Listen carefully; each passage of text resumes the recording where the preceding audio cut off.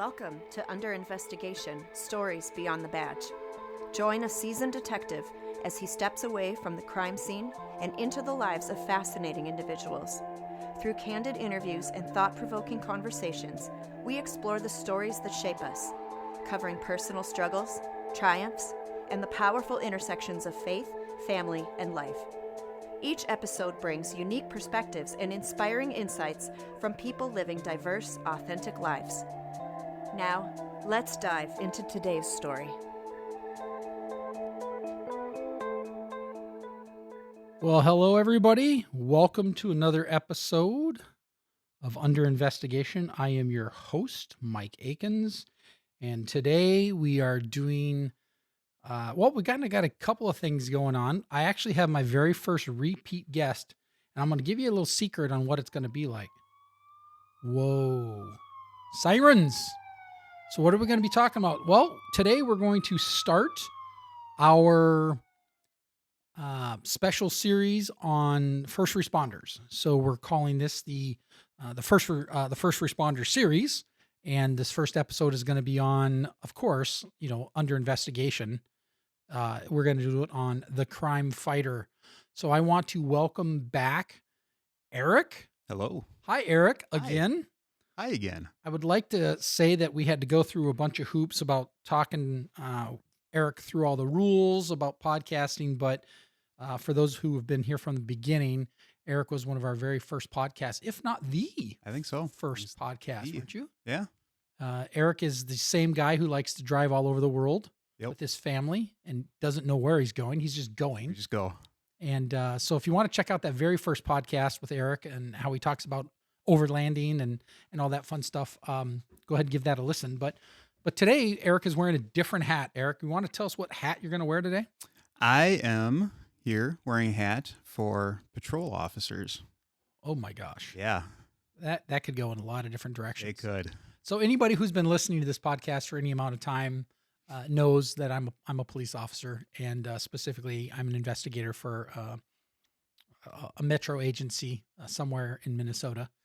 I guess there's only so many metro agencies. So many metro agencies. But people ask all the time, well, when are you gonna talk about work and so forth? I'm like, well, here's the deal. I'm the host. I don't talk about myself. Well, yes, I do, but I was gonna say, I don't know. on this podcast, I generally don't talk about my work, but I've had so many people ask about law enforcement as a career that I decided that we should probably start doing a series on first responders. And I'm not going to limit it just to cops, but I want to talk to, maybe some EMS folks, some dispatchers, various, firefighters. If I could find one that's actually they're never working. So I should be able to find one. I should be able to find You got to wake them up first. I have to find a firefighter. Catch them when they're washing the truck. Well, that's all the time. we love you. We're like, oh, we better cover that right away. We love our firefighters, right? Right? Oh yeah. Now in all honesty, we do get along with our firefighters. We do very well. We do. I know that is absolutely not the case all over. As a matter of fact, even in the metro that we work, that is not the case. I'm proud of our relationship, truthfully, with our firefighters. We get along well. You, not me, go on calls with them all the time. Yep. I know they call us the Blue Canaries. Yeah. Which I thought is mean, but you know what? I guess we make fun of them too. So second responders. That's what I call myself. I'm a second responder. Suppose you're in that category now that you're upstairs. Yeah, I do. I tell people, when they figure out I'm an investigator, I'm like, oh no, they said, oh, your job must be hard. It's like, well, categorically, yes, maybe, but usually by the time I get there, they're happy to see me or they're dead. Yep. And, either way, I'm not getting blowback. So that's just kind of the way it is. Yeah. You are a first responder. Yep. Right? I mean, so you do get the blowback. You do get the comments. You do get the, oink oink noises and whatever, we could go on forever about that, I guess. But so let's just kind of talk about police work. I've had some people have written in and ask some questions, and we're going to kind of go through some of those a little bit. And Yeah. I know on a friend of ours, a mutual friend of ours podcast, we have talked about this before, but we've never done it on Under Investigation. And how fitting is it that we're going to investigate the investigators? Yeah. I think that's fitting. So let's do it. So tell me a little bit, just real quickly, for somebody who maybe haven't listened to that first podcast that you were on, just a real brief overview of your family. You married, you divorced, you're on your third wife. I mean, where are you at there? And I mean, that's a valid question for police officers. So, no, I'm married. I've never been divorced. We've been married for a while.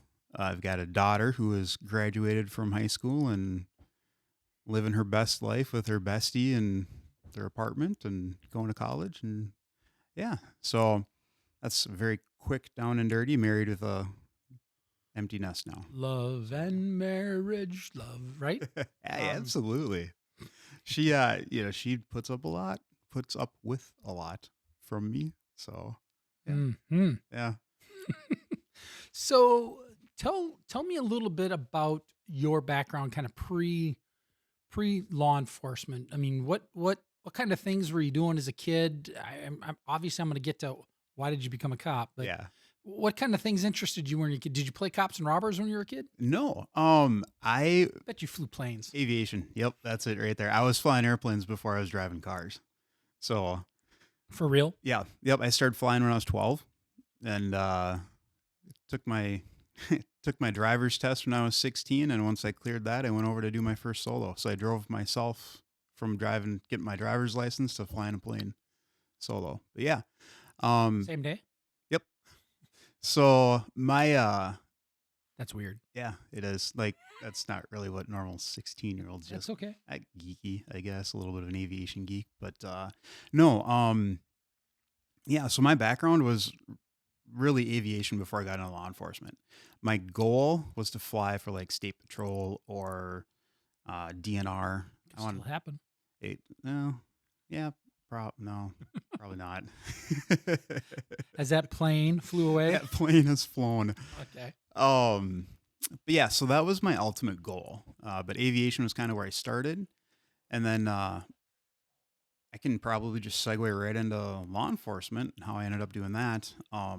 Hey, it's your show. You go for it. My dad worked with a county down south in southern Minnesota. He was a mounted patrol deputy. So he rode horses and did all that kind of stuff. Well, I got involved in law enforcement because they needed a role player. So they needed somebody to beat up on and send out in the middle of the woods to go find. And yeah, that was kind of my intro to law enforcement and first responders and paramedics. So a role player, just to kind of explain that just a little bit more, role player is like a volunteer. Yep. So they come up with scenarios for training purposes, and they'll send people that kind of know what they're doing, or in my case, no idea what they're doing, but they're the kid of one of the people involved in the training aspect of it.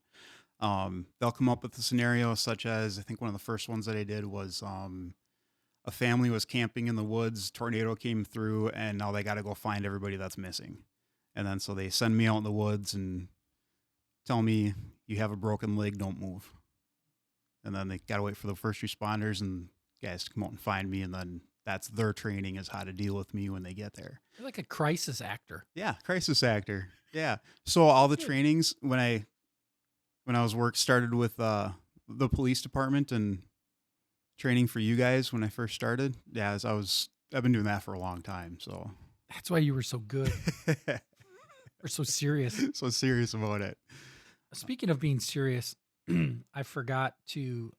You are our first returning guests, and I want to give special guests a treat. Oh boy! And so I got this for you. This is a thank you. This is. They didn't pay me for this, but it's a box of Mike and Ike's. Yes.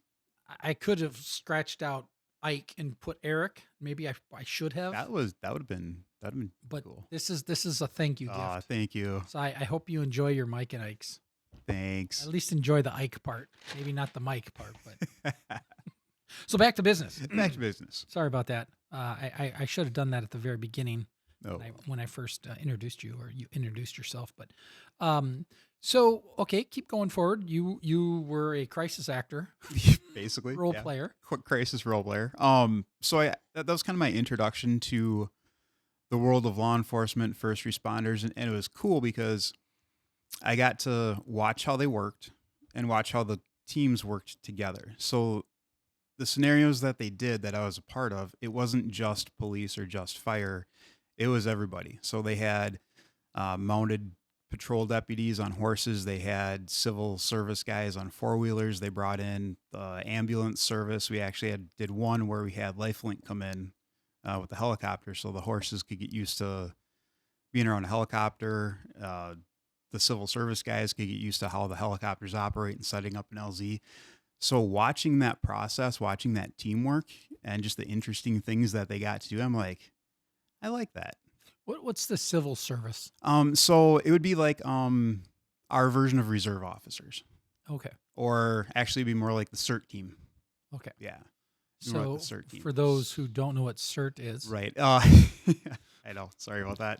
I know what CERT is. Yeah. But nobody else does. So there's a group of civilian volunteers that the sheriff's department would use to help with search and rescue. So they were trained in like line searches and door-to-door searches. And if there's a tornado and a disaster, they could go through a neighborhood and help try to locate people that were in houses. So that was their version of a CERT team. Okay. Same kind of concept. It's just civilian volunteers that have training to help search and rescue. So the law enforcement arena caught your eye. Yeah. How old were you roughly? Oh gosh. Yeah, I would have been like 11 years old. Super young. When I started. Yeah, my dad had horses for a really long time, and he was actually involved in this longer than when I started getting involved in it. But at 10, 11 years old, you're old enough to start being able to understand and take direction from the guys that are setting up the scenarios. So that's when I started. You were probably an appreciated actor or a role player, and the reason why, because of the age. Mm-hmm. Yeah. You could be a child. Yep. I mean, you were a child. Yeah. And I would do child things, being 10, 12 years old. You still do. You still My do. wife will tell you every day. She's got 2 kids. You and your daughter. Right. So aviation, law enforcement, they kind of ran together, it sounds like, for a little while. They ran together. That was, like I said, my ultimate goal was flying helicopters for a law enforcement agency. So whether it was Minnesota State Patrol or the DNR or LAPD, whatever it was, I wanted to fly helicopters or aviation for law enforcement. Total segue, because this show is really all about me. Yeah. Remember when I went to LA? Yeah. That was cool. Like 7 years ago? Yeah. I told you I got to see their heliport, Yeah. right? That'd have been fun. They had like 19 helicopters sitting on this heliport. Seriously? It was I crazy. thought they only had like 2 or 3. Oh, no. I mean, it was like a parking ramp, and it was just full. It was like, I don't know, four stories high maybe. But they had helicopters all over the place. That's cool. It was insane. I mean, That's awesome. It was, they've got a bunch. I mean, they weren't all like, I wouldn't say they all look like patrol type. Yeah. One looked like, I don't know, maybe the mayor's helicopter. I don't know. Anyways, I digress. But yeah. No, that's really cool. Like because I just, for some reason, I thought in my head they probably only had like 2 or 3. Oh no, they had a whole bunch of them. Wow. Yeah, it was neat. But it was like, it wasn't just LAPD though. I mean, there was like the sheriff's office was there. Oh, yeah. LA County or something like that. Yeah. But it was their downtown heliport. Yeah, it Funky. was crazy. It was right. Oh, I can't remember, a block That'd have been cool to see. and a half away from the police department. Yeah. Did you get to go up with them or no? No, we tried. They were the guy I was with. Yeah. For the show and tell that I was out there for. He tried, but they have this very strong, because of course everybody wants to ride with them, right? Yeah. They had this very extremely lengthy process, even for cops, Really? and like it took weeks to do. And Oh, I'm like, wow. well, I'm only here for days. So yeah, it didn't work out, but yeah, but it had to be approved by like everybody. I think Oh, it was geez. one of those deals. So Yeah. it's not like, hey, you want to come up tonight? Yeah. It wasn't like Doesn't work that way. Yeah, not like it would be like for a ride along for First date. us or something. I did fly with Minnesota State Patrol. I've been able to do that. I got to do that once. I did that for my birthday. That's cool. Yeah, it was They're fun. fun. Yeah, my wife was out of town, and I knew she was going to be out of town, and it was like a month I knew, and so I'd scheduled it, but that was like what was that, like probably 2007 or 8? Okay. I think I went up in, gosh, it must have been 2002. I think I went with them. Okay. So yeah. Yeah. And it was like when they weren't patrolling anymore. Yeah. Yep. They had to get a call to go up because of fuel prices. Yeah. But once they were up, they could stay up. Yeah. And that's what happened. Yep. Yeah. We got launched for like a chase or something. Yep. To one of our southern counties. And we were up 2-3 minutes and got canceled. And he's like, whoa, we're up. Want to fly over your city? And I'm like, yeah, as a matter of fact, I do. So anyways, I digress. Let's go back. That's cool. This is all about you. Let's hear about this. So law enforcement, aviation kind of were hand in hand there for a while. Yep. What was your deciding factor to go into law enforcement? So talking about that ride along that I did with State, got a whole bunch of information from their pilots, super cool people to hang out with. And I learned that at the time, again, I don't know if it still holds true, but at the time they were looking for cops that were pilots, not pilots to be cops. Mm-hmm. And then you had to be on the street for 10 years first before you could put in for the aviation unit. And I said, okay. So I switched my major from aviation to law enforcement because I was going to do the cop thing. That's what you had to do. And then 9/11 kind of put some pressure on the whole aviation industry. And I was doing flight lessons. Prices skyrocketed for flying in general. Like just fuel was outrageous. Really? Yeah. I didn't So know. I was paying, oh gosh, it was like the most I think I paid was $8 a gallon for avgas. And we were putting in like 50 gallons worth of gas. So I'm in college. I can't afford that. Wow. Yeah. You must have to take out a loan. Almost. Yep. So anyway, switched to going to law enforcement. I was going to college up in St. Cloud for the aviation, came back to the Metro for my law enforcement degree. And then just that focus kind of refocused from the aviation to strictly law enforcement because, again, got to do it for 10 years. And then kind of fast forward a little bit, getting done with school and all that. When I was looking for police jobs, that's when there was not a whole lot of jobs out there.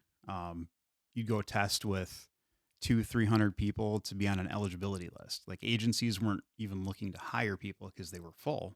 They were just looking to backlog in case somebody retires or leaves. So you and 300 of your best friends go to test to get on a list of maybe 5 or 6 officers for some agency. So it was tough when I was going through. So I remember the days. Yeah. I rember the days. I was a few years before you, but yep. It was just as bad. It was bad it was not like it is now. No, you could pretty much punch your ticket to almost any agency you want right now. Yeah. Realistically. Yeah. It was actually interesting when I went through the field training officers classes. They brought in students that were currently in law enforcement school. Really? Yeah. They brought them in for a little Q&A back and forth. It was kind of a neat concept because we did our FTO training at the same place that they train new officers. So our FTO training was watching them go through scenarios and then writing a daily observation report on what they did. That's a brilliant idea. Yeah. And then at one point they brought in like 5 or 6 of the students into our class. So we have a little back and forth. Like they would ask us what we'd be looking for as a trainee. And then we would talk to them about, being in FTO and what so it was kind of a cool little back and forth. But I remember the instructor asked him when everybody came in, he goes, how many of you all have jobs already? And all of them but one raised their hand. Seriously? Yeah. So they're getting plucked before they're... Yep. I mean, which we can really dive into this later. Oh, yeah. About why. But the interesting thing was he kind of chuckled a little bit and he asked the one that didn't raise their hand, he goes, so are you still looking? And she goes, no, I haven't decided. I've got offers. She had like 3 or 4 offers and just hasn't decided yet. It's like, whoa. Times have changed. Changed huge. So, yeah. Yeah, and I do want to come back to that and why I think, and you probably are similarly minded, and why that has happened. Mm-hmm. But let's kind of talk about your journey, and then we'll kind of get into some of those questions here later. But So you're applying difficult, I'm assuming? Yep. If 300 of your best buddies are Oh yeah. also applying for that same job? Yep. And then the other thing too is like just getting experience. Obviously, with any job, the experience helps. So, I worked for Dakota County as a park ranger for a year because it was a seasonal position. Was that a licensed position? No, unlicensed. So you did 6 months. If they liked you, they'd keep you for another 6, but then you're done after that. So I did. So did they keep you? I did the second 6. Everybody was going to ask that question. Oh yeah. So I figured I'd just ask it. Nope. I did the first and the second 6. They actually wanted to try to keep me on for a little bit longer beyond that, but HR says these are the rules and good luck in life. Went back to aviation for a job. And then in the meantime, I also did reserve officer with Bloomington. And I also did reserve officer with Ramsey County's Water Patrol Division. So that was an interesting one. That was pretty cool. Boats and jet skis and snowmobiles and 4-wheelers. And I did that path. that was fun. I did that path. Yep. Yeah, you had the county. Oh, yeah. That was fun. I had a hovercraft though too. Oh, that's cool. Did I ever show you pictures of that? No. Totally off. We'll do this off Yeah. off podcast. But Yeah. Oh yeah. And I was thin back then too. Well, I mean, I think we all were. Oh yeah. Yeah, we used the hovercraft for thin ice markers for the most part. Oh, yeah, that makes sense. Yeah. Because we'd you go out. never know if you're going to go through the ice. This lake right out here. Yeah. I spent a lot of time on putting thin ice markers out there. Pounding stakes in, hoping it doesn't crack through. Well, I didn't care if it did. I mean, you're in a I was hovercraft. floating. The only problem with the hovercraft though, really, Yeah. is that you get wet. I saw the spray.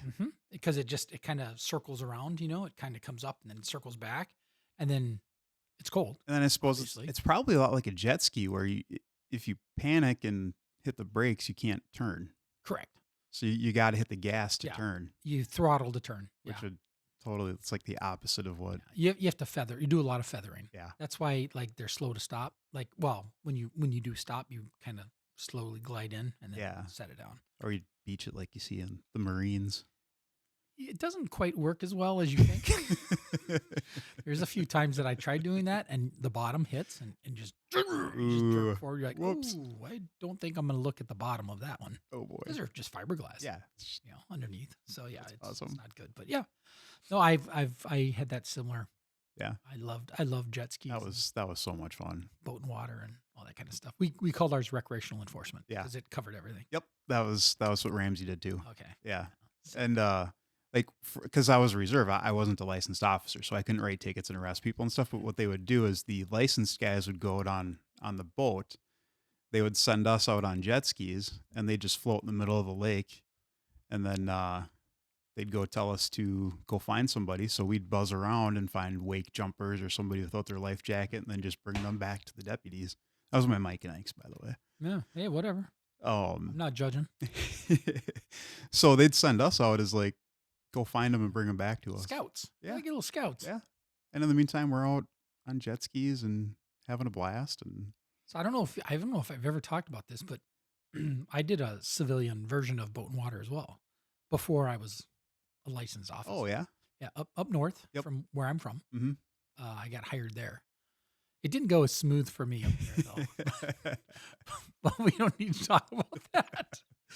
that's when we interview you. Yeah. We'll save that one. Yeah. Oh my gosh.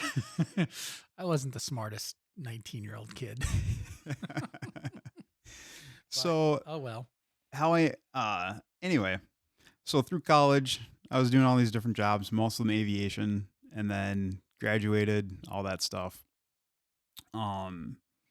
And ended up at the agency that we're at now because the receptionist of the airport that I was working on saw the job opening for community service officer. And she goes, "You need to apply for this." And of course, you know me. Oh, yeah. Okay. Yeah, I wasn't going to bring any of that up.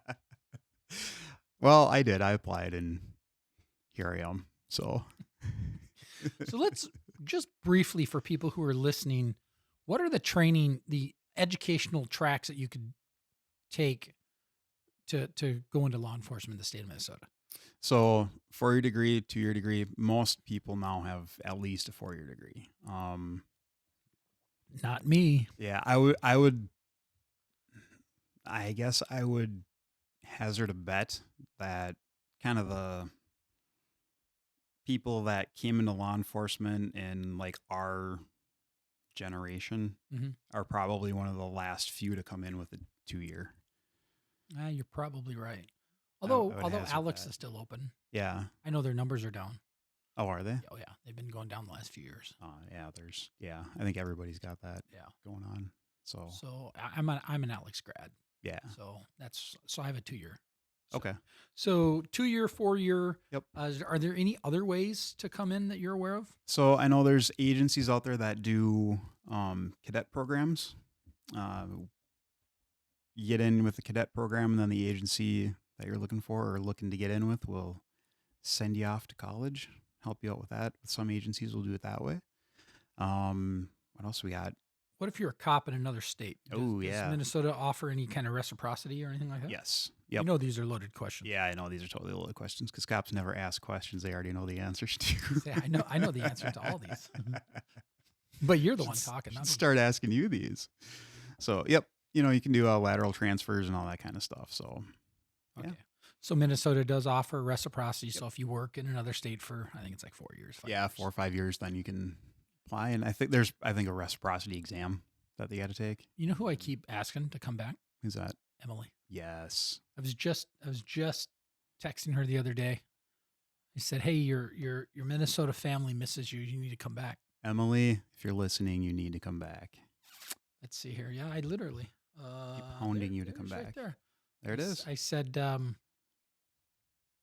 said, just saw this. It made me laugh. The picture. You'll see. You know which picture I'm talking about. And then, hope you're doing well. Your Minnesota peeps miss you is actually what I said. Yeah. And she said, "Oh, such a good memory. I was just telling one of my coworkers that agency name was my favorite department that I've ever worked at." Okay. Well, I mean, you can come back. We're calling. Let's go. Should I? You know what? I actually wish I had my phone connected right now. I'd call her up right now and put her on the spot. Put the pressure on. Yeah. I won't. Anyways, I will. I'll email her an application. Totally. Do it. Actually, you should. That would be good. In fairness, just because I know nobody could see the picture we're looking at. Yeah. So Emily's like what? 5'0" Yeah. 110 pounds, maybe. Yep. And so this picture, the photographer took obviously like an eyebrow shot and above, insinuating that she's very short. And that was a photo that was put up on the employee board for a while. Yeah, it was amazing. I thought it was great. And then she left us. Yeah. Traitor. But we'll take you back. Yeah, we will take you back. If you want to come back to this liberal state. I think Texas is probably better. Yeah. I would think so. I'm sure there's areas in Texas, though. Well, yeah. San Antonio. That's like supposedly like a liberal bastion of the state of Texas. Yep. You know, the former Minneapolis chief is the chief down there. Oh, really? Is it Bill something or? Oh, yeah. McManus. Yep. Is it Bill McManus? I don't remember. Something McManus. So, I mean, somebody will. So, he went from trash to trash. So, whatever.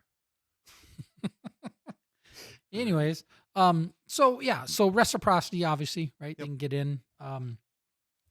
So let's dive into some questions because we're into this thing and we're not really into this thing yet. We're just doing overhead stuff. So, what was your draw? Like specifically, you kind of said what it was, but what was it? What was your draw into law? What do you like about law enforcement or police work that got you into it? The challenge and the fact that it's different.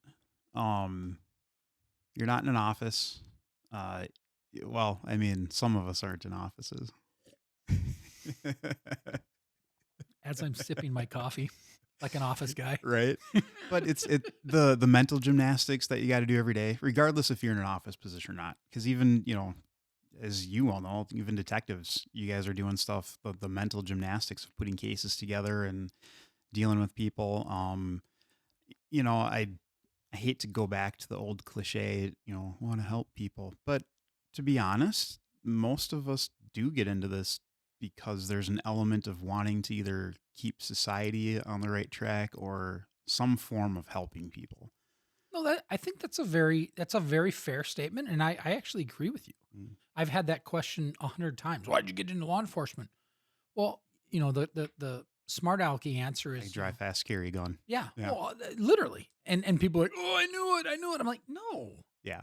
I don't know. I mean, I've been a cop for a long time, Mm-hmm. and I've ran into hundreds of police officers, and I could probably count on one hand how many times I'm like, yeah, that guy or gal's here just because they want to drive fast and carry a gun. I don't. I mean, it's a stereotype, but it's such a wrong. It's so way off Yeah. base. I don't know many people that don't have that answer. Yeah. And I think I know, like, for me, part of it might be too of the officers that I've been lucky enough to work with, and the officers that have taken me on as you know, rookie, and learning from them, even way back when I was doing, work with the sheriff's department and as a role player. Everybody that I worked with then or got a chance to know all had that same service mentality, being there for your community, being there to serve, help, protect, all that kind of stuff. And that was the people that were surrounding me and that I gravitated towards. So I think that also is probably why, honestly, most of the people I know, that's kind of the underlying reason. Yeah, no, I would agree with that. Mhm. I really would. As cheesy as it sounds, but there's truth to it, I think. It is true. For me, it was about, I didn't want to have a boring job. Yeah. I mean, I didn't want to, which is really ironic. Not boring, but I remember saying I never wanted to work in an office and go in Monday through Friday. Yeah. Well, how funny that is now. But it was, there truly is, and I'm going to echo what you said. There truly is a service mindset there. Mm-hmm. There's something extremely gratifying about helping somebody who can't help themselves. Yeah. But that's also why and I know you kind of went down this road as well. And I'm guessing I'm willing to lay a Benjamin Franklin down to bet is that's why you got into the mental health side of stuff. Yeah. Is because there's something very gratifying when you can help somebody that may not even realize that they need the help. Mm-hmm. Yeah. And that's what happens a lot with mental illness. Yeah. But again, let's talk about that later. But so yeah, it's not always about driving fast, lights and sirens, and carrying a gun. Right. So let's get the one. So then you've got the other caveat to that, though, is there's that adrenaline aspect of things. So there's that service mentality, but adrenaline junkie. Yeah. Yeah. I always joke and I tell people, I'm like, you know what? I don't drink and I don't smoke. Yeah. I go to work. And there's a lot of truth behind that. Yeah. People would ask like, oh, I mean, how do you handle these stressful calls? I'm like, I love them. Yeah. I love going to domestics when the chaos was like happening live. Yeah. That's where I got my adrenaline dump. And then I really did. That and the ability to quell the chaos. Mm-hmm. Like, and I kind of touched a little bit earlier, as an FTO, I take on new officers, and that's one of the things that I tell them, our job, like one of the main functions of our job, stop the chaos. Mm-hmm. However we need to, whether it's husband and wife yelling at each other and they're screaming, slow it down, stop the chaos, work from there. And just for those, again, we're using words that people are like, what? So what does FTO? Field training officer. It means you're a what? Means Field training officer? Field training officer. When we get new officers in, and they hit the street or they go out on the street, they'll go with other officers that are field training officers, and my job is to show them the ropes and show them how we do things and make sure they go home at the end of the night. I would say that's important. Yeah. Yeah, I mean, you're, again, cheesy. You're shaping the future officers, but again, there's something to be said for that. So, Do you like being an FTO? Yeah, it's cool. It's got some moments. There's some moments that are really funny. There's some moments that are super stressful. All right. So tell me what your training was like when you got hired at the agency. Oh, The agency, not CIA. The agency. The agency. The agency. Our agency. We will refer to it as the agency. Because first of all, I remember you were a CSO for how long? 8 years. So you were well known. Yep. getting hired into your own agency. Yep. Was that hard, It- or it- was it harder for you or easier for you? Both. And the reason is the easy stuff is I knew the radio system, I knew the computer system, I knew how to write reports, I knew what was expected, had a really good grasp of the geography of the city, which is what a lot of people struggle with when they're new. So that initial stuff was nice because I wasn't pressured. It didn't feel as pressured because I already knew it, so that I could concentrate on other stuff. The hard part was built all these relationships with people. They knew me, I knew them. They knew I'd been around for a long time. So there was a lot of things that I was expected to know just because they assumed I knew it, but I'd never been a cop before.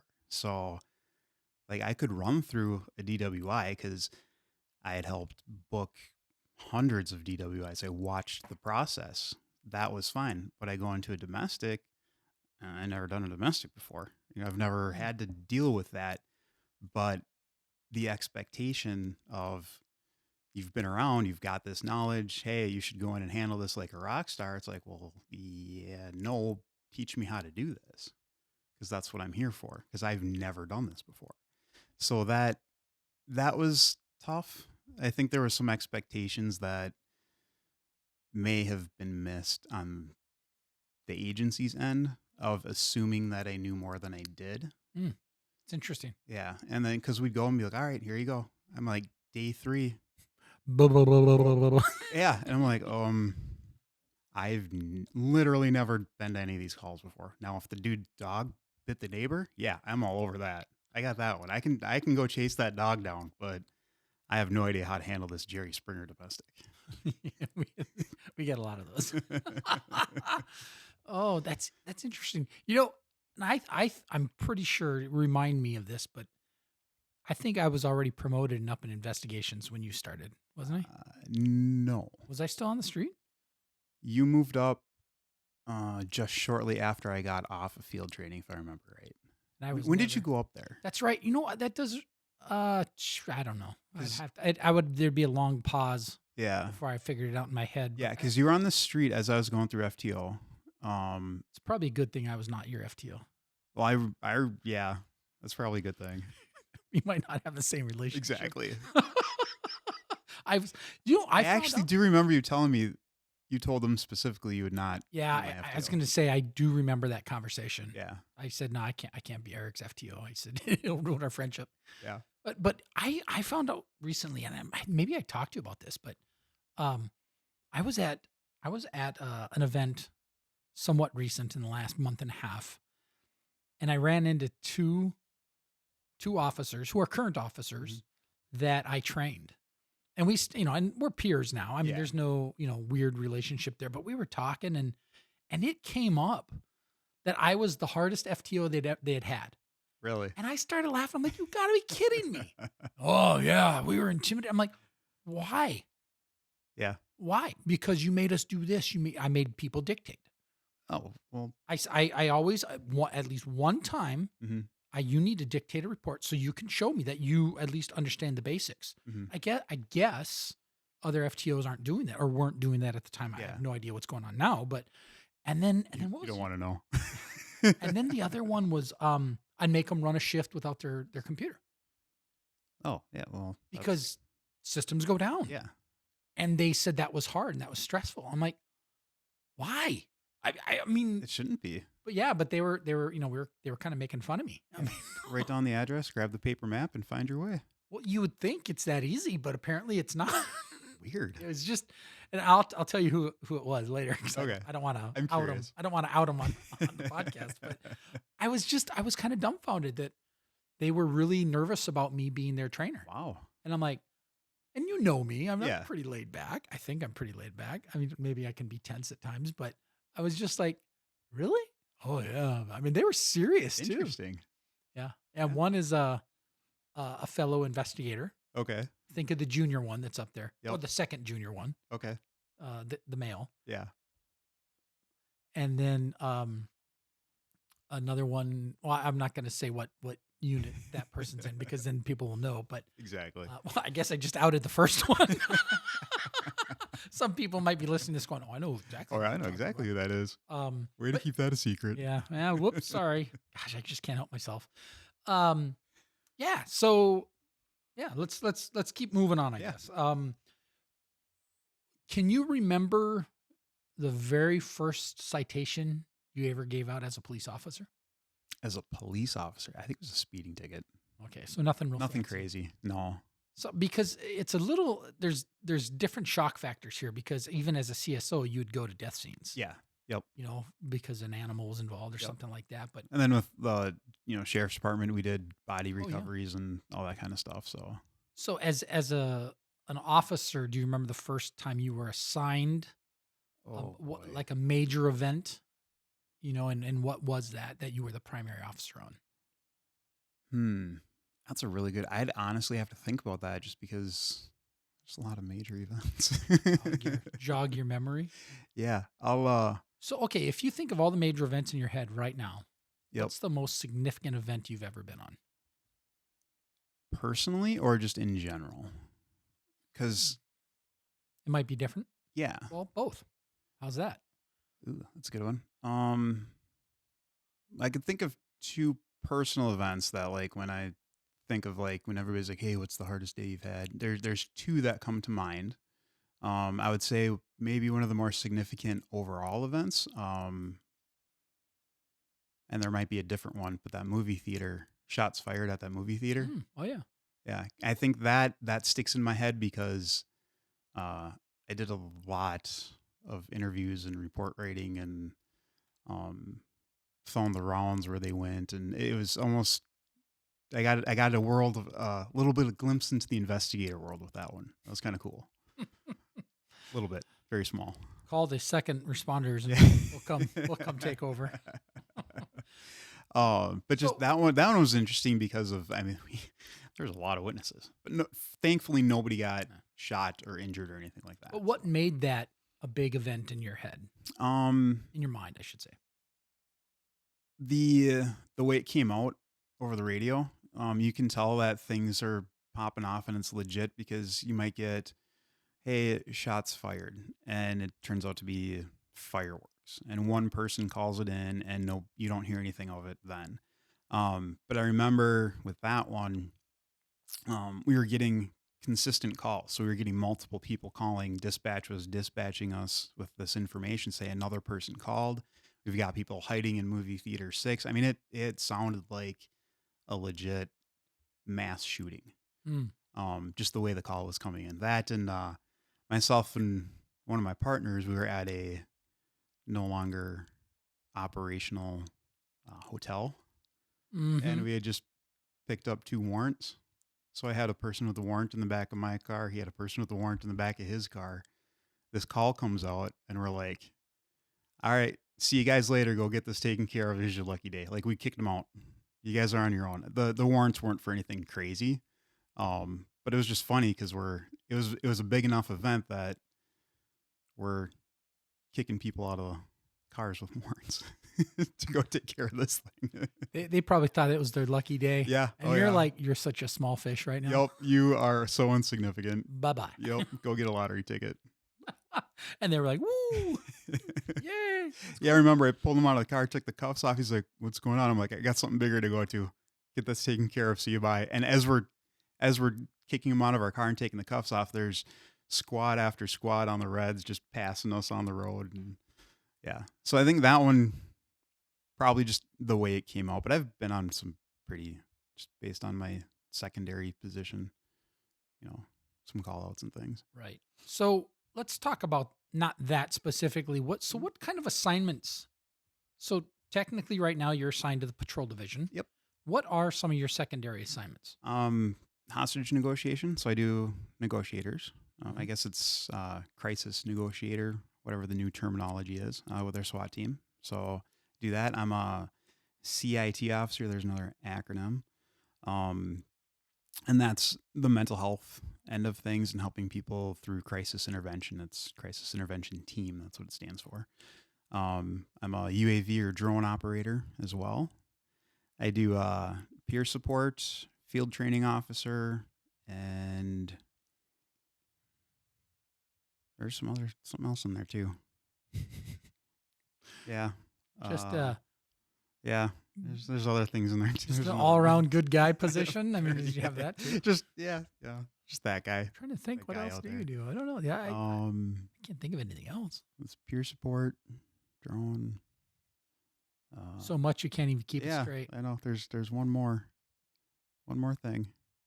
I don't know. Well, FTO. FTO, yeah, but it's along the lines of FTO and CIT and peer support and Kind of a jack of all trades. yeah. Are you a master of any of them? One would say. Jack of all trades, master of none is often better than a master of one. That's how the whole saying goes. Are you sure? Yeah. Oh, okay. I have nothing to challenge on that one because I don't know. So, okay, I want to talk about something that might be really interesting, but we'll come back to this in a little bit. I want to talk about some of these specialized positions. As a patrol guy, what can you think has been the would you say it was that the movie theater would be like, I don't want to say scariest, but most adrenaline dumping type call that you've ever been on? Man, I mean, there's a few. Usually, it's when you hear that there's like an active fight or somebody's actively getting hurt, and you can hear it. So, I would say the adrenaline dumps come in if you go to like for me anyway, it's like a domestic assault, and you get to the apartment and you can hear the fighting and you hear the female screaming like she's got a gun to her head. And I do remember there was one recently where it was like that. I was half a second from kicking the door in, and then she answered it. Then actually started yelling at me because I was pounding on her door. Super weird. But like, was it like, why are you knocking so loud? Yeah. She's like, what's going on? Jeez, Why ma'am, are I you thought knocking you so-" were- I'm like, you literally were screaming like you had a gun to your head. And we got word that there was a domestic and there may be a gun involved. So that's why I'm pounding on your door like that. And that just turned into a chaos. So take that like a banana and bite it. Yeah, right. Most adrenaline dumping. I mean, chases, because we don't really get into chases like we used to. So you've probably been in a lot more car chases than I have, just based on Maybe back in the day. and that's it, based on policies changing and that kind of stuff. That's fun. It's fun, but there's a lot of adrenaline there. Popular mislabel is that people think that we like getting in chases. No, I don't. I don't. No.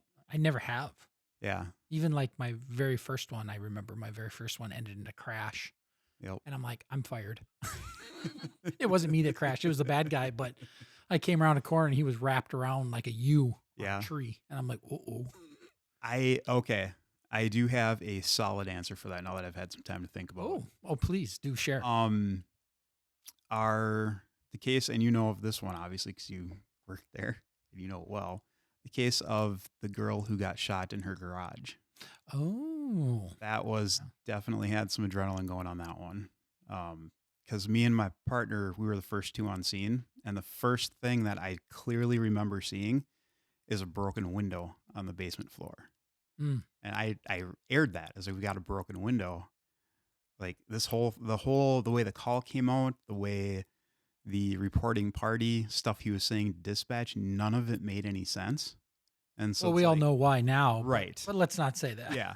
None of it made any sense. So the spidey senses were really tingling on that one. Like something's off here. And then when we got into the garage, that's when it like, okay, came on and she was still alive. So that's that part really kind of. So what had happened to her? I got to pretend like I have no idea what's going on, but I'm like, whatever. I know what happened. We got her out of the garage, sent her off with medics, passed her to fire, and she's alive. Why did you send her on? Because she was still moving and breathing. So we pulled her out of the garage. What happened to her? She got shot in the head. Okay, that's okay. I thought I said that initially. Maybe I didn't. I don't know. She made a recovery. She's walking. She knows what's going on. She's talking. So it was. We got a chance to meet her. what, 2 years later, year later. Mm-hmm. Yeah, and that was really cool. So Yeah, I don't know if I've ever seen that kind of a reunion for that level of an incident. yeah, Which I that was pretty cool to see. Um, yeah, her and her family come up and say thank you to all you guys. yeah.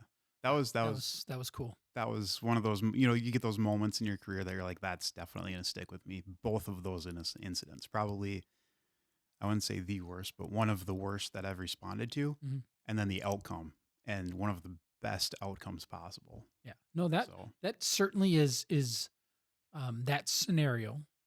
And of course, we're being somewhat vague, well, not even somewhat, we're being vague in this because these are real people, and I certainly don't want to be disrespectful mhm. on this podcast, and I know for maybe a listener, they're probably going, well, what happened? What, da, da, da. It's like, well, no, that's not the goal here. Yeah, Um, but I would say that is truly why we get into this business. Mhm. I mean, that was literally a life-saving yep, call, that you and other officers that had responded to that scene initially, took care of. yeah, And I mean, that is something that you will never forget, and neither will they, obviously. yeah. Oh, yeah, So yeah, interesting. yeah. So how about this? What's the funniest type of call you've ever responded to where you just walked away shaking your head? I mean, I know there's 100 of them. I know that. I should keep a journal because there's so many. I was told to keep notes when I first Yeah. started, and I never did. I was too, and I did, and I regret it. I do too. Yep. See, that's something you got to pass on to new people. Yeah. Like But- you may think I'm kidding, but I'm legit. not. It's legit. Yeah, no, You end up dealing with so much stuff throughout, even just your first 2 or 3 years when you're struggling to even figure out how to do the job, and all this crazy stuff happens. It would have been great to have a journal written so I could look back on my year 1 and year 2 and go, oh yeah, there's that one. Yeah, I always thought, like, I remember like my first dead body that I Mhm. responded to. I'm like, oh, just like so, like, oh my gosh, Yeah. this is so weird, and I'll never forget this. Yeah, well, 200 dead bodies later, I'm like, I don't know which I is don't know. which. I don't know which one's which. Let me refer to my notes. Yeah, exactly. And I'm not trying to be, again, disrespectful. There's so many. There's only so much space in your head. Yeah. From trauma. That's Yep. the buzzword right now, right? From all Trauma. the trauma that we experience. Yeah. But what about the funniest thing? I mean, a story that pops out that you just shake your head at, or it's the story you have to repeat at a party because it's so ridiculous that nobody's going to believe it. Oh man. Believe it or not, a lot of the funny stories come from when I was a CSO. Oh, Just because as community service officers, they're non-emergency calls, but it's just like, what is going on here? I can rip through 2 or 3 real quick. I had one guy call, arguing with me that there was a penguin in the tree in his backyard.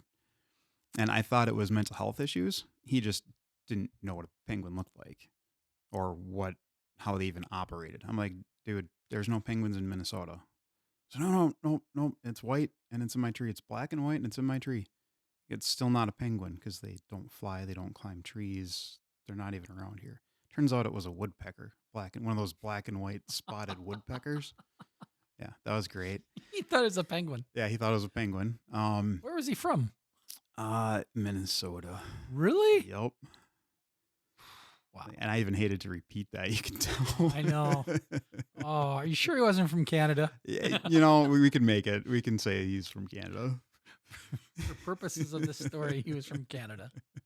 And actually, my chiropractor listens to this, Yeah. and he's from Canada. Oh boy. I'm in trouble. Sorry. He's gonna readjust your back in the opposite way, Yeah, he's going to readjust my back the wrong way. right? Oh, wow. Interesting. At another lady, her car was stuck in drive, and she was at the entrance to an underground garage of an apartment building, and she totally freaking out, totally panicking, can't get the car in park, doesn't know what to do.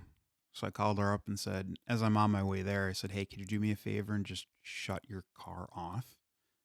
Oh, yeah, I can do that. Because if I take my foot off the brake, I'm going to run through the garage door. Yeah. So she didn't even think to shut the car off. She sat there for 15 minutes before she called with her foot on the brake, trying to figure out what to do. Life is tough. Life is tough. Life is tough life is more tough when you're dumb. It's got its moments. I'm sure there's probably hundreds of funny calls and stuff that I can. Well, there's hundreds of funny calls, and then there's thousands of crazy, serious, scary. Pick your word that you want to use. I imagine that you'd mentioned earlier you're on the peer support team as well. Yep. I'm going to assume there's a reason there's a peer support team. There's a lot of stress in this job. A lot of stress. What do you find yourself doing to kind of burn that off? Well, travel. Yep. So that's the podcast. Season 2, episode 1 podcast. Little plug there for your first one. Don't judge me. Hopefully they're getting better. Family, hanging out with my wife, my kids, or my daughter, kids. I was going to say, you got another my one? My wife somewhere? is like, wait a minute, what now? Wow. Uh-huh. I think she's going to respond to this one. You're going to get a text message. You'll be like, can I get the notes on that, that podcast? I will for a price. I try to do what I can just to not deal with work stuff when I'm not at work. And obviously that can be tough sometimes, page outs and staying on top of things. I do game every once in a while when I have a chance to. Nothing too like a gamer, online gamer. Don't do it as much as I used to when I was younger, but I'd try to stay physical and active, kayak and try to take walks when we can, and just that whole physical. Kayaking is what caused me to have back surgery. Really? That was one of the last things I did. Oh, no. I'm done. I retired from kayaking. There's a few other things that I was doing too. So what you're saying is if I keep that up, I might get a couple days off, or 3 months. Ooh. 3.5 months. Not that I'm planning. I'm going back tomorrow. So kind of in that same vein of thought process, what's the hardest part of being a cop for you? I would say the hardest part is when that there's nothing you can do. And again, kind of going back to the whole classic why we get into this. We get in, okay, I shouldn't say all of us. I got into it, like I said, help, adrenaline junkie, that kind of stuff. But the other thing is problem solving and fixing things. I like fixing things, whether it's, mechanical things or mental health things. And the hardest part for me is when I go somewhere and there's nothing I can do. Just whether it's because the law says I can't, or there's literally nothing I can do. Person's already dead. Nothing you can do about that. So that's probably one of the hardest things for me is just, okay, you have to realize I can't change this, or bad decisions people make, that's on them, I remember I've told this to a few people, and if my boss listens to this, statute of limitations is fast. But I used to tell people sometimes if they were just like really like in a circle and they wouldn't get out of it, I'm like, I can't fix in 15 minutes that took you 15 years to mess up. Yes. Yep. That's the thing with like, that's legit. When parents call and say my kid's out of control. How old is your kid? He's 10. Yeah. Go parent. Don't call me because you can't figure out how to say no to your kid. Right. You know? Or because you've been saying yes for so long, they're a little tyrant. Yep, exactly. And now because they won't listen to you, you're like, I don't know what to do. That's probably I would say, like, as far as frustrating goes in this job, that's got to be one of them. Is just like when people deliberately sabotage themselves, and you're like, no, this isn't my problem. Yeah, Yeah. Welcome. So, have you ever had a death notification call that you've had to go to a family? I'm not talking like, grandpa's died in the living room and you have to walk into the kitchen and tell grandma that, grandpa's passed away. But have you ever gotten like a call from another agency or anything like that where you have to go deliver a death notification? Yep. I actually had one. There was one. Let's say it was a bad night. I had 3 in a row. 3 in one night? 3 in one night, How do you, back to back. how did you handle that? The first one was just notifying, and the first one it was expected, Mm-hmm. so that one wasn't too bad. It was I had to tell the daughter that her elderly father had passed, and she's like, okay, and like he's been circling the drain for a while, so she took that one okay. Expected. Yep. So I was like, all right, cool. And literally, probably an hour and a half later, I got a second one, and that was a husband or ex-husband, ex-wife kind of situation. She was kind of his next of kin. He had committed suicide. They were divorced, but still had kind of like a friends relationship. And then, so I had to tell her, that, hey, this is what happened. And that was tough because it was totally unexpected. She was saying he didn't lead on. We didn't know. And she took that one really hard. Which, just so our listeners are clear, that's actually common. That's very common. Yep. A lot more common than people realize. Yeah. Everybody likes to say, well, I didn't anybody notice. Yeah, there are certainly cases where you could see it coming. Yep. But more often than not, it's a silent. Yeah. Yep. Yeah. No, and I threw that out there just out for myself because that's true. It's true. It's true. Little quick side story. One of the first mental health calls that I went to on field training was a person called in, said that their boyfriend was suicidal. Okay, so we go talk to him, and literally it's February. There's 3 feet of snow on the ground. It had just snowed the night before. We knock on the door. We're talking to this guy, and he's like, nope, I'm good. And he even made a point that all of us kind of looked at each other and we're like, yeah, that's valid. He goes, if I was going to kill myself, do you think I would have spent the last 2 hours shoveling my driveway? Touche. And we're like, fair. I wouldn't. We left. He killed himself that night. Really? Yeah. Wow. So we're like, okay.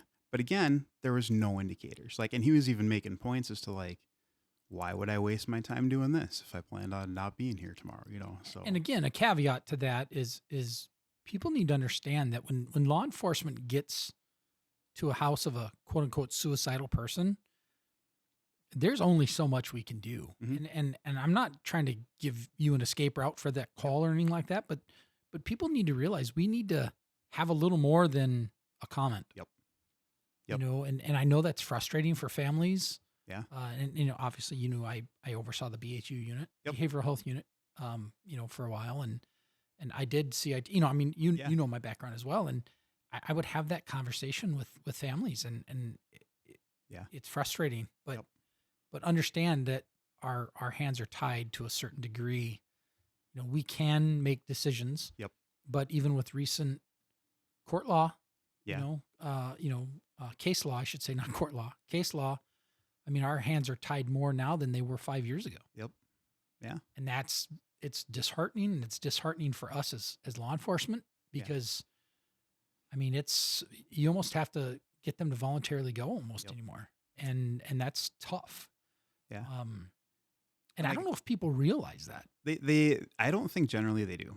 And that even goes back to, my answer of what's one of the hardest things to deal with is knowing this person needs help. Yes, you're talking to family members. I hear you. I see it. I understand what you're saying. They've not reached the criteria. And when I go to these calls and deal with this stuff, the first thing that I ask myself is, if I break this guy's arm to get him into the ambulance, hey, we're the government, we're here to help. Sorry, we broke your arm. Is that actually going to be a good thing?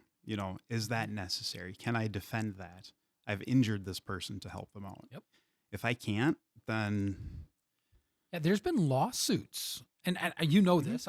I'm saying it more for the benefit of people who are listening. yeah, There have been successful lawsuits where people who've tried to die by suicide, where intervention had occurred by law enforcement.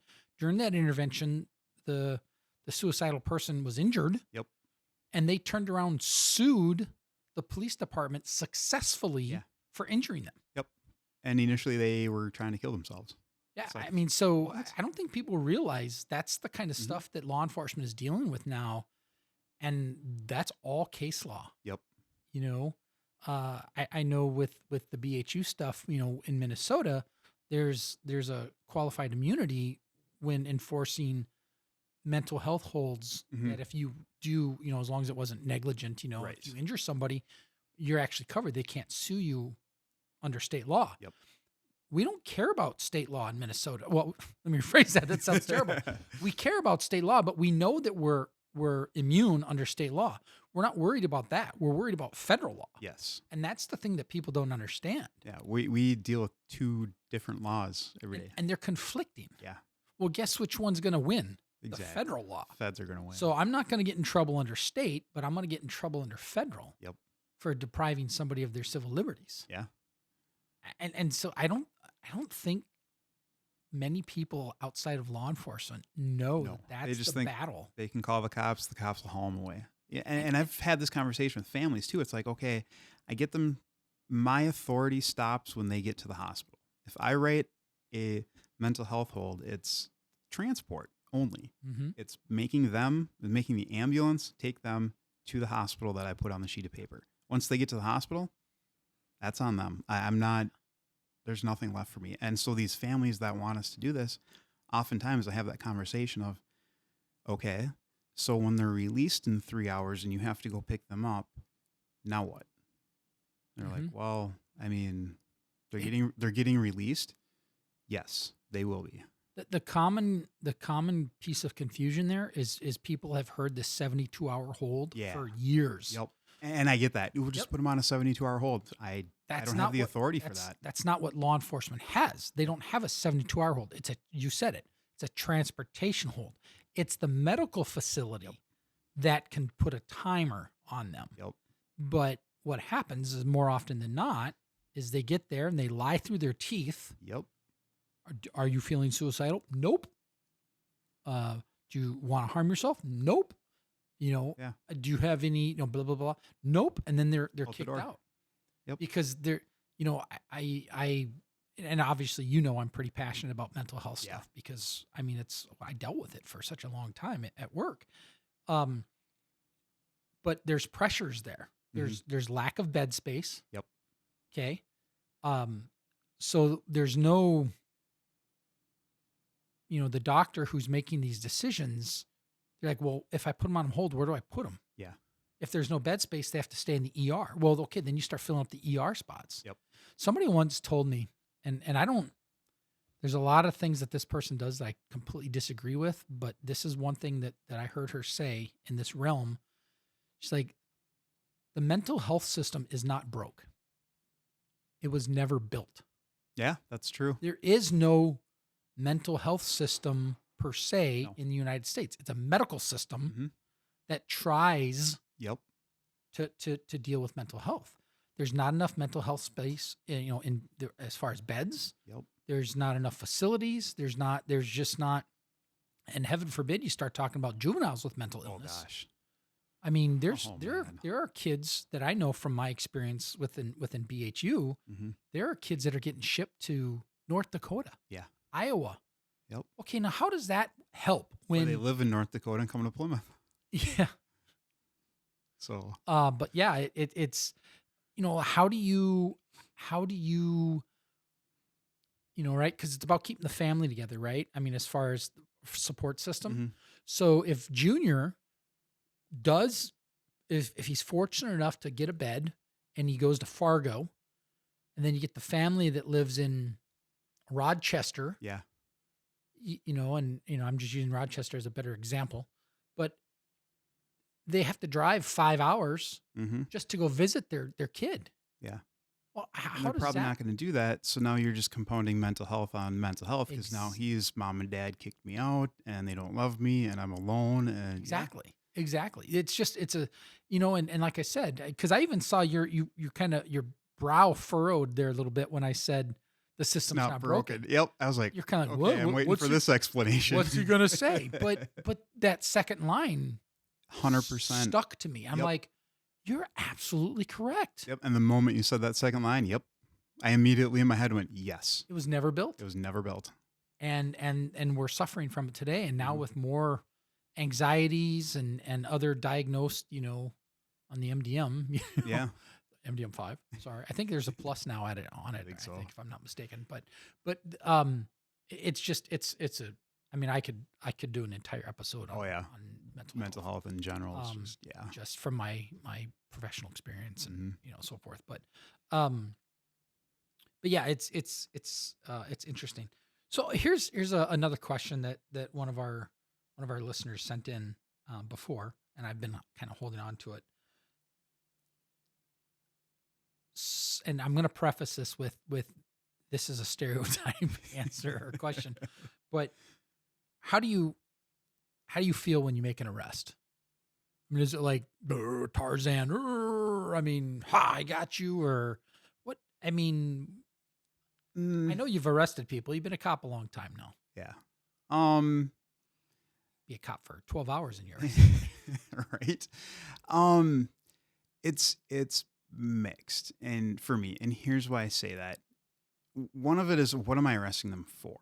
Mm-hmm. You know, because the offense has a lot to do with, like, yes, we got this guy. You know, as far as compassion, child pornography, that kind of stuff. You're like, yeah, let's get this guy off the street. Yes, I feel good about this.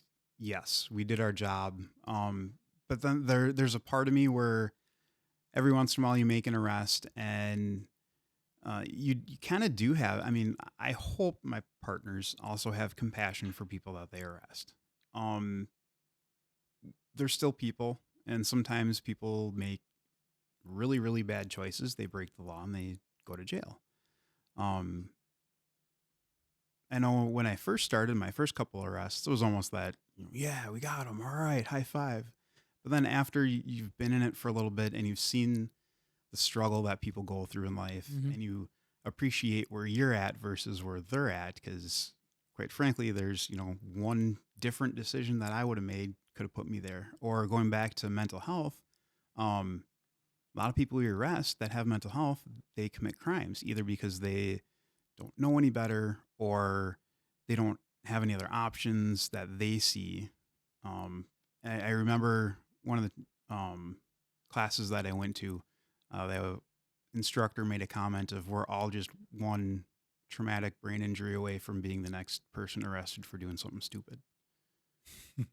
Kind of dramatic, but I could see the point. It is. But he was obviously using it to drive a point home. But so did you ever feel bad for arresting people? Not entirely. I feel for them and their situation, but I don't feel bad about doing my job. And if they broke the law, that it's a catch-22. There's been a couple DWI arrests that I've had that, you're like, okay, this was a dumb decision on your part. Totally recognize it. They admitted it, and you're almost sitting across the table from them going, don't say anything. Just be quiet right now. Just you're not helping yourself. Obviously, I'm not going to tell them that. It's conflict of interest, but I'm thinking it. You're just like, I got so many jokes there. Just gonna let it go. Please stop talking. I think there's always a human compassion, even if I arrest somebody. I've had people, say thanks after I drop them off at jail. Thanks for being cool. Thanks for being understanding. That kind of stuff, as opposed to, man, I can't believe you tightened these cuffs more than they should have been, or whatever random thing. Right. So let's shift gears a little bit and let's talk about bread and butter, the traffic stop. Okay. We call this in law enforcement the bread and butter call, right? Bread and butter. If you don't know how to do a traffic stop, just get out now. Yeah, exactly. Let's talk about speeding. Okay. Speed. How fast will you let somebody go over the speeding limit before you pull them over? I'll usually stop and talk and say hi if they're doing like 10 over. 10 over? Yeah. It also kind of it depends on the area. Like if you're doing 10 over in like a neighborhood, like a third-rate street, and you're doing 30 and you should be doing 15, yeah, you're probably going to be doing a ticket, even if the speed limit's 10, 20. Mm-hmm. Cruising down 494 at 3 o'clock in the morning and you're doing 70 and a 60, okay, I might stop and talk and say hi. Or if you're the only other car, that's what I have discretion for. Chances are if they see me, then they're already slowing down. So. Right. So let me talk about that discretion. What when for you, or is it taught? Is it? I mean, when does discretion come into play for an officer on a traffic stop? I mean, you kind of mentioned depending on how high the speed is, but I mean, think of other things as like well. outside factors you thinking, or? Yeah, I mean, this person's gonna, hey, you're cute, so I'm gonna let you off on a warning versus, you know what, you've had 5 tickets. I mean, where's your decision point, for your discretion? Or maybe you don't want to give up that secret because it's your personal secret. I don't know. Want to.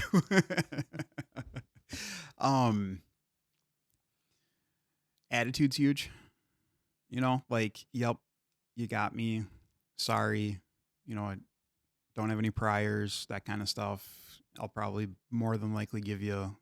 I do a lot of written warnings, not a whole lot of verbal warnings. So you either get a written warning or a ticket from me, because then that gets documented. So my partners know that, hey, you already got a ticket 2 days ago for the exact same thing. Guess what? So if I'm giving advice to my friends, be honest. Make me laugh. If you can do that, you're probably going to get out of it. It reminds me of a joke. Of a guy whose wife had an affair with a state trooper. Oh boy, I think I've heard this one. This joke? Yeah. So this guy, his wife has an affair with a state trooper, and he's really like, just like, oh, fine, whatever, Yep. We're done. He's driving down the interstate. He's cruising, and it gets pulled over for speeding. The state trooper comes up to him, sir, if you can make me laugh, I'll let you off with a warning. In other words, you're getting a ticket. And he's like, well, sir, to be honest with you, my wife just had an affair with the trooper, and I thought it was you bringing her back to me. I'm sure I got a really cool sound effect for that, but probably. I'm sure my delivery really sucked, but I'm not exactly a joke teller, so yeah, that's about as good as it gets from me. It's all good. There's some new stuff. I'm sure you've probably had traffic stops too, where they make you laugh, and you're just like, you know what, A for effort on that one. Yeah, no, I've had a few that you're just in a mood.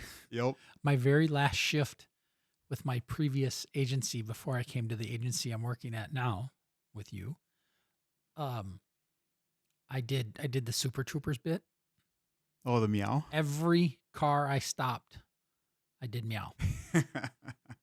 I mean, it wasn't that many. I mean, I work for a sheriff's office, but it was like 4 or 5 that day or something like that. Yep. Everyone, meow. Do you know why I stopped meow? They're like, what? They're looking at me like I've got a stutter or something. Is this guy for real? Yeah. And then on Christmas, I used to pull people over and I'd give out candy canes. Nice. I did that even with our current employee. Yeah. Until the political climate got to be to the point where can't do that anymore. Somebody might yell at me for being a Christian or something. I was like, okay, what? Yeah, I remember when I first started backing you up on some traffic stops, and yeah, I'd give out candy canes. Walk up with the candy can. Yeah, Merry Christmas. Yeah. I remember another time on Christmas, I went to a house. Guy was having a heart issue. Yeah. And I walked in and I saw this little tree in there. So, I always would go off the keys. It's kind of like when like for me as a believer, where I see like a Bible or something on a coffee table, I'll be like, hey, have you ever considered reading that? Or make a comment to them. And so I read the room and I saw this little tiny Christmas tree, and it was Christmas Day, and they were having what I would assume was a Christmas party. Yeah. And what I didn't know was that it was Hanukkah as well.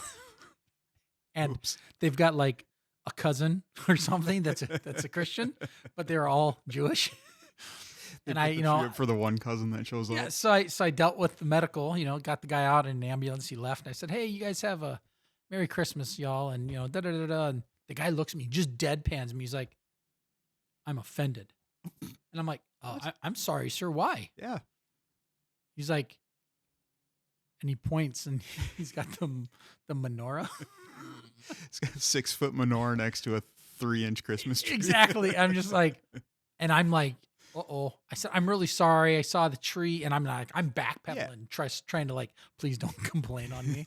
And the guy, he just starts busting out and starts laughing. He's like, yeah, it's okay.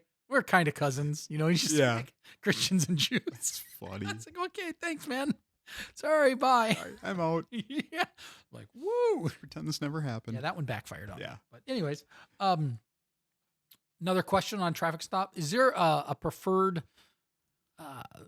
this question is more about how does the driver stay safe? And do you prefer them to have their insurance information ready? Do you want them to turn the dome light on? Is there anything that you could tell our listeners that would kind of help bring your traffic stop anxiety down as a cop? Yeah, it's nice when they flip the dome light on. Keep hands on the steering wheel. Hands kill. So as long as I can see your hands, that's we don't need to have them up on the ceiling and be all technical about it. But if I walk up and hands are on the steering wheel and I can see your hands, that's really what I'm looking for. Everything else we can work with, but I want to know where your hands are at. Yeah. Should they have their documents out? I mean, should they try to get those things before or wait till you're there? Or what do you prefer? I prefer them to wait, because if I'm walking up and I see them, digging through a glove box, it kind of raises the hackles a little bit, because I have no idea what you're digging for. Most of the time it's insurance card or whatever, but that one time it could be a gun. So no furtive movements, as they say. Keep your hands up on the steering wheel. And then the other thing too is, as I walk up and, hey, you got your insurance card with you? It's in the glove box. They got to open it up. I can see that the glove box is empty and there's nothing in there. A lot of times if they already have it out, you don't know what's in the glove box until they open it. Yeah. Yes, that's kind of my preference, is they don't dig for anything and they just keep hands on the steering wheel. Would that be a common belief amongst most police officers? Or is that Eric's preferred method? I mean, do you think most cops would say, hey, yeah, I'd prefer you keep your hands on the steering wheel until I get up there? I would think so. I mean, what do you think? Well, yeah. Yeah. I mean, I'm old school though. I mean, that's what we were taught. But that's the hands kill. Mhm. And hands are where the danger comes from hands. Yeah. So that's what I want to make sure that the first thing I see is hands and what's in them. Yeah, I never liked people moving around in cars. I don't. That always would give me the... Yep. I mean, I don't have hair on my head, but it would make the hair on the back of my neck stand. Yeah. When people were fiddling. And the thing is from their perspective, it might be completely 100% innocent. Yep. But it's from that one time when it's not. It's my perspective of all the training that I've been to, that Yes. the guy's grabbing a gun or doing something, hiding something, doing something furtive, that causes me a lot of anxiety. Yeah. Dome light on, hands on the steering wheel when I walk up. If I could get everybody to do that, that'd be great. So do you interview people? Do you interview? Oh yeah, as part of your victims, job? witnesses, suspects. How do you know when somebody's lying? Oh gosh, there's all kinds of different tells. So there's tells though. Oh yeah. And I don't want you to give them out because, we don't want anybody to counter those. But do you remember, I remember hearing back in the day that if they look up and left that they're lying, that's been debunked. I've heard that. That's been debunked, right? Yeah, I think so. Like recently, like in the last 5 years. Yeah. Like how people answer questions, the cadence of their voice, like specific phrases that they use, and then you ask the same question a different way, get a different answer. It's like you can pick up on things. Like I can give a real quick one. Happened a week or two ago on a DWI stop. I was going through the DWI field sobriety testing and doing the eye thing where you move your finger back and forth. So in lieu of using acronyms, we'll say that because everybody knows what that is. Bring your finger back and forth. So the horizontal gaze nystagmus test. Anyway, I was doing that, and as part of my my spiel that I give, I usually ask them right before I start if they understand what I'm asking them to do and if they think that they can do it. And do you feel this is something you'll be able to do? And they look at me and they go, nope. Now, I had already had backstory on this. I already had contact with this person. We've been dealing with each other for a long time. Well, long time, several minutes. And they had been telling me, nope, not drinking, that kind of stuff. Okay. I said, why do you think you can't do this test? Like, help me understand. Well, I'm drunk. All right. Can you cool. say that again, please? Thank you for that. So I mean, not that was a lie, but you could. There's tells, and a lot of it is how they respond and body language mostly. So here's a question. Another question that was sent in. If you ask somebody a question, are they required to answer you? No. I can't force somebody to answer my question. You can't? Can't like hit them with a rubber hose or anything? No. Rubber hose because those don't leave marks. Right. Supposedly. No, I can't. Yeah, I can't force somebody to answer a question. So if somebody's arrested, Mm-hmm. and I know you're not an attorney, Right. so I preface it with that, right? Yeah. What is a person's rights? I mean, obviously they don't have to incriminate themselves, which is kind of the question is there any other rights that they have? What about my phone call? I demand a phone call. Does every person, are they guaranteed a phone call when they're arrested? No, I don't think so. I love that when people I say do too. that. I demand you violated my rights Yep. because you didn't allow me to call. I'm like, well, I didn't ask you any questions. No, that's not how that works. I usually say if we're going down to the jail, I say that's where you can make your phone call. Now again, attitude's a lot of it. Sometimes if they're decent, okay, yeah, I'll let you make a quick phone call, let somebody know where you're going to be at. Call your significant other and send money to your account. Well, I think a lot of it has to do. It's circumstances. Does it make sense for this person to have to make a phone call? Yep. I mean, that's how I always did it. I'm just like, wait, just because you want to tell your mama that that you've been arrested doesn't make sense. And not only that, but sometimes it makes things take so much longer, just drags things on because now they're on the phone, they're not listening to what you're telling them to do. They're talking to aunt or whatever, and it's making the process take that much longer. When let's get through the process, get down to jail, you can make your phone call down there, and you got all the time in the world. Yeah. So I want to talk about your negotiator position. Oh boy. Why? So, how often do you have to negotiate with somebody? Every day. Every day. Oh, Every day. That's true. That was kind of a loaded question. Whether it's at work or at home. Exactly. Even on days off.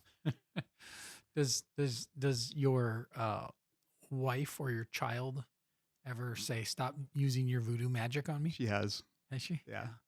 Yeah, I've had that happen here too. She'll just look at me with that wife look and go, "I know what you're doing." Sorry, can't help it. That's just who I am. I don't like who you are. Okay, so let me rephrase the question in a way that you have to answer it differently. When you get called out as a SWAT negotiator, crisis negotiator, what does that look like? I mean, how do you get notified? How do you get into that position of having to negotiate with somebody? I mean, build that picture for somebody. So listening. Usually it's on like bigger events where they have, SWAT teams there and, people are barricaded and that kind of stuff. We get paged out through an app, and it usually gives us kind of basic information on what the call is, any notes that we have on it, and where we need to meet, where the command post would be or wherever they want us to set up. We'll go to the police department. We'll grab our equipment, which is a old ambulance. So all of our gear's in there, and we'll roll out. A lot of times some people are responding from home or from, the restaurant or something like that. And you got the option to respond directly to the scene or the police department. Kind of depends on what's going on and who's all responding. Then your team gets there. We usually get a briefing on what's going on, why we're there, what the issues are, if there's any officers or anybody that's already been talking to the person. Sometimes we get called out to assist other agencies as a backup if the incident's been going on for a long time. So we'll get a quick rundown from them to find out where, where things are at and if we're making any progress. If we have a lot of team members, then, we get assigned different jobs. So there's the primary negotiator, who's the person that's actually talking to the subject. Then we've got a coach who is kind of the, backup or support for the primary. So they're there listening to the conversation. They're able to, hand notes if the primary negotiator's getting stuck on things conversation wise or doesn't really know where to go.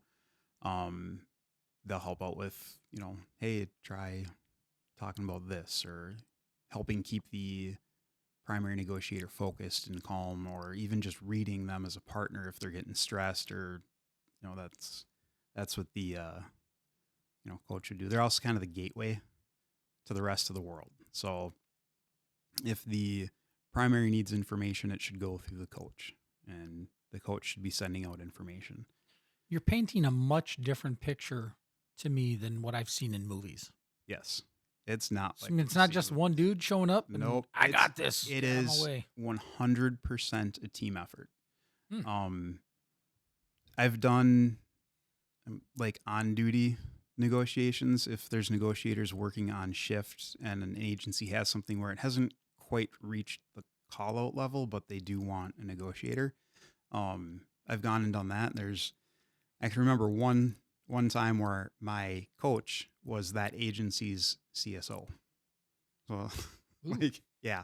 And I literally just looked at him and said, all I need you to do is repeat to command whatever I tell you to. Like, there's no help there. And having at least one other negotiator there that knows how things go, it helps mentally, because you've got somebody bounce things off of, and they're trained and they know kind of what to look for and how to help with answering questions and that kind of thing. But no, it's a huge team effort. Like, yeah, I mean, there's no other way to put it. It's a team effort. You wouldn't send one tactical officer to kick in the door to go after, to make a room entry. Same thing with us. You're not going to send one negotiator in to go talk to some dude for 5 hours who's got a hostage. That's not going to work. Is there any secret sauce that you use when you're talking with somebody to talk them out of a house or whatever it is that you're doing? Is there any magic sauce that you have? Magic tricks? Yeah. Jedi mind tricks? Yes. Listening? Yeah. I would say that's probably the bread and butter of negotiations. Listening and understanding. The hooks and triggers. You don't want to say anything that's going to set them off. You want to keep them hooked on topics and ideas that, keeps things calm. Active listening skills. You can look that up. Yes. What? They work. So yeah. That's, I don't know. That's about it there. Yeah. How about flying drones? What's that all about? What are you spying on? Spying. Who are you spying on? We're spying on the guy that ran from the traffic stop. Don't you need a warrant? Sometimes you do. What? Yeah, sometimes you need warrants for that. I can't just fly over somebody's house and observe it for no reason without a warrant. I don't have a reason for it. So, Do you know interviewing you is much more difficult than I thought? Why? Well, not because of you, but because I know the answers to this question. I'm going to pretend like I don't know these answers. See? That's the whole cop thing. You're asking questions you already know the answers to. You're just waiting to see if I'm lying about something. I'm going to call it out. That's BS. That's not right. You dumb true. patrol officer. Oh, my goodness. All right, let's see here. Well, we're kind of, I've hit most of the big questions that I wanted to hit. Is there, oh wait, here's the one question. Okay. Now, the way this question came in, I think their intent was slightly different because it was kind of a dumb, I'm sorry, listener. It's kind of a dumb question. Yeah. It says, the question is, have you ever shot your firearm? Have I ever shot my firearm? Right. Yes. I know. I think where they're going with this, have you ever shot at somebody? No. And I hope I never do. See, again, that's another thing that people tend to think like we're, like we've got the old etching machine that we like put Mhm. marks on the gun. Yeah, I got myself another one today. No. People Uh-uh. don't realize that it's often. I've got friends. I know you have friends as Mhm. well. I mean, let me finish the sentence, but that have been involved in shootings. Yes. And it has taken them out of their career. Yep. I mean, because mentally it's not normal. No. And people sometimes forget that. But Yeah. I've heard that somebody says, yeah, you want to shoot somebody. I'm like, no, I don't. I don't. I don't ever want to. I've been close several times. Mhm. Several times. Oh yeah. But it's a good thing that I'm well trained. Yeah. Because I didn't. Yeah. Probably good for them and their family too. And I don't mean that to be arrogant. Right. That's just the reality of the work. So that actually just triggered one of those most stressful things that you have into my head. Do you have a story to share? Quick story. I'm listening. One of the most stressful ones that I've been involved in. I was almost involved in an officer-involved shooting. We had a guy that I think he had a warrant or something like that. Trying to get him out of the car. He wasn't getting out of the car. One of my partners saw that he was reaching for a gun in his waistband, and it was game on. Fortunately, the officers that were there at the time were able to get him out of the car without him retrieving his gun. And it went to a hands-on situation, but very, very close to pulling triggers for that one. And that was stressful because there were a bunch of us. He was fighting just as hard to get his gun as we were fighting to keep him from getting his gun. Mm. So, what do you think the end result would have been? Bad for everybody. Do you think he was trying to grab to shoot one of you? I think so. Yeah. Yep. That puts things in perspective a little bit. Mm-hmm. Yeah. Yeah. So that was a pretty stressful event. Yeah, I'd chalk that one up there as a top one. Yeah. So do you have any advice for somebody who might be looking to be a police officer? Let's say someone's 18. Mm-hmm. What first of all, what kind of qualities do you think a new recruit, especially because you're an FTO, Yeah. so you see these things. Yep. What qualities do you think somebody needs to have? Integrity, first of all. That's huge in this job because it's so easy for one bad apple to ruin the bunch. Mm-hmm. And there's way too much negative press, whether it's politically motivated or not. So that the integrity is huge. We can teach, laws and statutes and policies and procedures, and we can teach somebody how to make a traffic stop and walk up. We can't teach them how to have integrity. We can't teach them how to talk with people. You got to be a good communicator. Believe it or not, I'm a little introverted, but at work, you flip the switch. You do what you got to do, and you got to be able to communicate with people or listen. And that one's huge. As a negotiator, you often get asked like, "Oh, you must talk really well." No, I listen really well. That's a great point. So integrity, good communicator. You got to be able to take feedback. You got to be able to, listen to what your FTOs and your partners are saying. Constructive criticism. I was going to say, when you say feedback, you're talking like correction? Yep, correct. Constructive criticism, you got to be able to take that. You got to have a thick skin. You have to, because of just the stuff that we see, the people that we deal with. You're going to get called all kinds of names. You're going to be put in situations that, you're not comfortable with. So you got to be able to power through and, keep going when stuff gets tough. But yeah, I don't know. I'm sure there's a lot more, but. So let's say you have that person. Mm-hmm. Now they want to join the police department. Mm-hmm. What should they do? What should they do education-wise? Mm-hmm. And then what should they do personally? So some of it depends on age. So if they're young enough to do a lot of agencies have what's called an explorers program. get in with an agency that's got an explorers program, and they take like high school age students, and they 14 to 21. 14 to 21, and it's almost like a mini academy, in the fact that they learn how to do all the stuff that we do. They actually go to competitions and with other explorer groups, and learn how to do traffic stops and investigate domestics and all the stuff that we do. They literally go through and learn that stuff and then have competitions on it. So if you're young enough and you're interested, that's a really great place to start. From there, getting experience in like a volunteer area, like I did with reserve officers.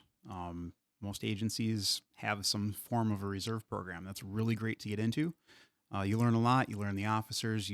You're out on the street with them sometimes. You get to do ride-alongs and prisoner transports. A lot of it depends on the agency and what they allow them to do, but you get that exposure. And then, once you get into college, start doing law enforcement related classes. I would also highly recommend, I think a lot of the colleges kind of require like psych classes and sociology classes and things like that. So pay attention to that stuff because it does help in the future. And then just go through, like a skills academy where you actually learn how to shoot, drive, and cuff and all that fun stuff. And I mean, the reason why we all got into it. yeah, exactly. Shoot and drive. That's the whole reason we're here. And then after that, I want to throw one in there. Yeah. My investigator hat on. Yeah. Write a report. Oh yeah. Learn how to write reports in written form. Yep. That's huge. Yeah. That's the one thing that, it doesn't bother me now. Because obviously I've been doing it for a long time. Yeah. I wish somebody would have told me that. People think being a cop is like going to all these calls and all this stuff. Oh my gosh. Stuff. There's so much time spent typing. You spend 50% of your time, if not more sometimes, writing reports. Yeah. And if you don't have good written communication skills. Yep. Yeah. You might want to go be an airline pilot. Pay attention to that. No, I'm kidding. I'm kidding. Pay attention in that report writing class. Yeah, no, absolutely. Absolutely. So, yeah. Interesting. Any final words? Anything that's like I'm interviewing you now. Is there anything that I forgot to ask you that you feel pertinent to this call? Yeah. It's important to my investigation, under investigation here? Anything I need to know that you haven't told me yet? Yeah. Well, I could do the classic start back from, back when, 1995 when I was 15 and I was on oh gosh. That's seriously when I end reports and I say that, I'm waiting for the, 20 years ago this happened, and you're like, doesn't matter. I don't care right now. As it pertains to this Yep. investigation. Yeah, that's how I always say it. This. I don't want to hear your confession about when you were a kid and you stole a bag of Cheetos. Exactly. No, I would say if there's anything that I would want to just get out there and leave people with is we are just as human as everybody else. We're not robots. We make mistakes. We have bad days. And I know, in so many, some jobs, bad day doesn't mean somebody dies. Right. But in the end, we're just doing the best we all can. So amen to that. Be kind. Yeah, exactly. No, I hear you there. That's, that's a great way to end it. It really is. Just, we're all human. Yeah. We're all human. Eric, thank you so much. You've been here for a while now telling me everything we need to know about law enforcement. Oh gosh. And then some, Professor. Oh no. Maybe one of these days you can host the show and we can talk about the investigation side of things. Shit, I'll do that. I'll ask you questions. All right, man. Eric, I appreciate you coming. I really do. Always fun having you here at the studio. Yeah. And we'll do it again some other time. Maybe we can tag team and interview somebody else. I have no idea. Who knows? Who knows what's going to happen with the show? We're just going to keep rolling and tell people boo us and kick us off the stage. So, All right, my man. Enjoy. Take care of yourself. Be safe out there. And thank you so much. Thanks for tuning in to Under Investigation. We hope you enjoyed today's episode. If you want to dive deeper or stay updated on everything we're working on, check out our Facebook page at www.facebook.com/weareunderinvestigation. We'd also love to hear from you. Got questions, feedback, or a story to share? You can text or call us at 763-634-1210. Your input helps shape the show, so don't be shy. Until next time, stay curious, stay questioning, and keep investigating.